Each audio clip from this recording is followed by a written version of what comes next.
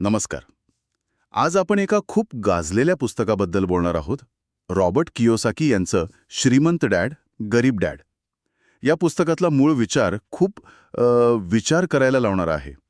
म्हणजे गरीब, मध्यमवर्गीय आणि श्रीमंत लोक पैशाकडे कसं बघतात यात जमीन आसमानाचा फरक असतो.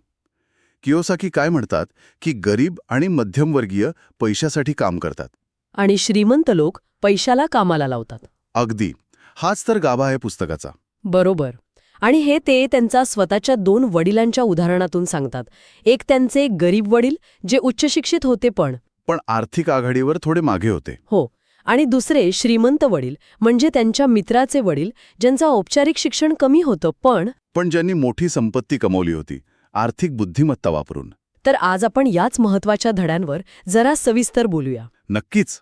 यातला सगळ्यात मूलभूत धडा कोणता असेल तर तो मालमत्ता, ॲसेट्स आणि देणी, लायबिलिटीज ओळखण्याचा. मालमत्ता आणि देणी. हो. श्रीमंत लोक मालमत्ता खरेदी करण्यावर भर देतात. म्हणजे अशा गोष्टी ज्या त्यांना अजून पैसे मिळवून देतात. उदाहरणार्थ समजा एखादी प्रॉपर्टी भाड्याने दिली असेल, किंवा चांगले स्टॉक्स घेतले असतील ज्यातून डिव्हिडंड मिळतो, किंवा एखादा व्यवसाय जो तुमच्याशिवायही चालू शकतो. म्हणजे ज्यातून पैसा येतो. पण मग देणी म्हणजे काय?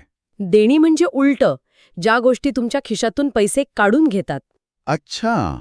आणि गंमत म्हणजे बरेच लोक देणी खरेदी करतात आणि त्यांना मालमत्ता समजतात. हो, हे अगदी खरं आहे. जसं की महागडी गाडी घेणं किंवा गरजेपेक्षा मोठं घर घेणं ज्याचे हप्ते फेडताना नाकीनऊ येतात. बरोबर. यावर दर महिन्याला पैसा खर्च होतो. लोनचे हप्ते, मेंटेनन्स, इन्शुरन्स. म्हणजे हे पैसे मिळवून देत नाही, उलट आपल्याकडून काढून घेतं. किंवा साकी म्हणतात ही मोठी चूक आहे. अगदी. कारण मालमत्ता तुमचा कॅश फ्लो वाढवते. म्हणजे पैशाचा ओघ तुमच्याकडे येतो. देणी वाढली की खर्च वाढतो आणि मग लोक अडकतात. याला जोडून पुढचा मुद्दा येतो नाही का, की पैसे कमवण्यासाठी नाही तर शिकण्यासाठी काम करा. हो, हा पण खूप महत्वाचा विचार आहे. पण हे थोडं वेगळं वाटतं, कारण आपल्याला तर वाटतं की जास्त पगार म्हणजे सगळं काही. बरोबर. पण कियोसाकी म्हणतात की विशेषतः तरुणपणी किंवा करिअरच्या सुरुवातीला फक्त पगारावर लक्ष ठेवू नका. मग कशावर लक्ष ठेवायचं? अशी कामं निवडा जिथे तुम्हाला नवीन कौशल्य शिकायला मिळतील. काय म्हणतात त्याला? मौल्यवान कौशल्य. जसं की विक्री कौशल्य, सेल्स, किंवा मार्केटिंग, लोकांशी कसं बोलायचं म्हणजे कम्युनिकेशन, टीम सांभाळणं म्हणजे लीडरशिप, थोडाफार अकाउंटिंग, गुंतवणूक. अच्छा. कारण ही कौशल्य तुम्हाला फक्त नोकरीत नाही तर पुढे जाऊन स्वतःचा व्यवसाय सुरू करायला किंवा चांगली गुंतवणूक ओळखायला मदत करतात. आणि यातून पगारापेक्षा जास्त संपत्ती निर्माण होऊ शकते. म्हणजे ही कौशल्य वापरून स्वतःचं काहीतरी सुरू करण्यावर भर द्यायचा. हाच तुमच्या स्वतःच्या व्यवसायाकडे लक्ष द्या या धड्याचा अर्थ आहे का? हो, अगदी तोच. याचा अर्थ असा नाही की लगेच नोकरी सोडा. बरं. पण नोकरी करता करता तुमच्या फावल्या वेळात आणि उत्पन्नातून हळूहळू मालमत्ता तयार करा. हा तुमचा स्वतःचा व्यवसाय असेल. म्हणजे साईड हसल सारखं काहीतरी, किंवा गुंतवणूक. हो, मग ती शेअर बाजारातली गुंतवणूक असेल किंवा रिअल एस्टेट किंवा एखादा छोटा व्यवसाय. महत्वाचं काय की तुमचं उत्पन्न फक्त एका नोकरीवर अवलंबून नको. हे सगळं ऐकल्यावर वाटतं की शाळेत का नाही शिकवत हे सगळं? आर्थिक साक्षरतेबद्दल कियोसाकी काय म्हणतात? खूप जास्त भर देतात ते आर्थिक साक्षरतेवर. कारण आपलं शिक्षण आपल्याला चांगलं कर्मचारी बनायला शिकवतं. बरोबर. पण पैसा कसा हाताळायचा, कसा वाढवायचा हे नाही शिकवत.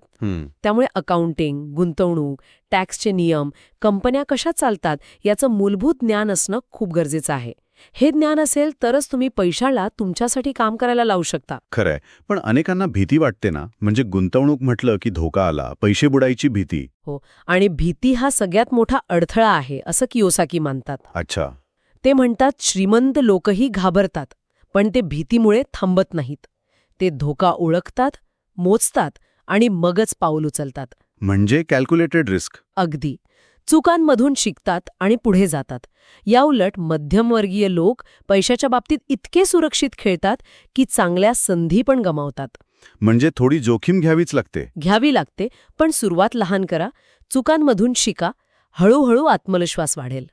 तर या सगळ्याचा निष्कर्ष काय? म्हणजे या रॅट रेसमधून बाहेर कसं पडायचं? निष्कर्ष हाच की खरी संपत्ती म्हणजे बँक बॅलन्स नाही तर आर्थिक स्वातंत्र्य. आणि ते मिळवण्यासाठी फक्त कष्ट करून चालणार नाही, तर श्रीमंतांसारखा विचार करावा लागेल. मालमत्ता तयार करण्यावर लक्ष केंद्रित करावं लागेल. बरोबर. पैशाला आपल्यासाठी काम करायला शिकवावं लागेल. तर मग जाता जाता एक विचार मनात येतो. जर आपलं पारंपरिक शिक्षण आपल्याला हे सगळं शिकवत नसेल, तर आजच्या काळात प्रत्येकाने, अगदी लहान पातळीवर का होईना, स्वतःची आर्थिक समज वाढवण्यासाठी आणि मालमत्ता तयार करण्यासाठी पहिलं पाऊल म्हणून काय करायला हवं? हा महत्वाचा प्रश्न आहे, ज्यावर प्रत्येकाने विचार करायला हवा. नक्कीच. आजच्या चर्चेतून काहीतरी नवीन दिशा मिळाली असेल अशी आशा आहे.